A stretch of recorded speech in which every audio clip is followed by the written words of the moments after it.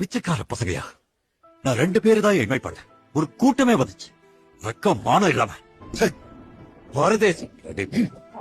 ஐயாவுக்கும் கூட்டாளிகளுக்கும் அழகூர் வட்டம் Vadakalai 200 acre, தெக்கலை 300 acre, சுமார் 500 acre விவசாய நிலமே கிடக்கு. அதுல விளையிற நஞ்ச, புஞ்ச, கரும்பு, அரிசி, பருப்புன்னு அறுவடை போக வருஷம் வர்ற வருமான தொகையிட டாக்குமெண்ட் இது. 50 ஏக்கர் சவுக்கு தோப்பு டாக்குமெண்ட் இது. 80 ஏக்கர் தென்னந்தோப்பு டாக்குமெண்ட் இது.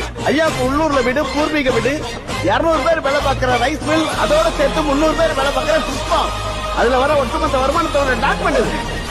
கிட்டதான் 2 கூட்டாளிங்க இருக்காங்கல்ல, அவங்களுடைய சொத்து பத்து, உங்க பார்ட்னர்ஷிப் எல்லாத்தையும் கணக்கு போட்டு பார்த்தா கூட உங்களை விட எங்க கிட்டதான் பல மடங்கு பணம் அதிகமா இருக்கும் போலயே. பணம் இருக்கிறவங்க தான் ஸ்டேட்டஸ்ல வசந்தவங்கன்னா, இப்ப சொல்லுங்க, யாரா ஸ்டேட்டஸ்ல வசந்தவங்க? யாரா பிச்சைக்கார பசங்க?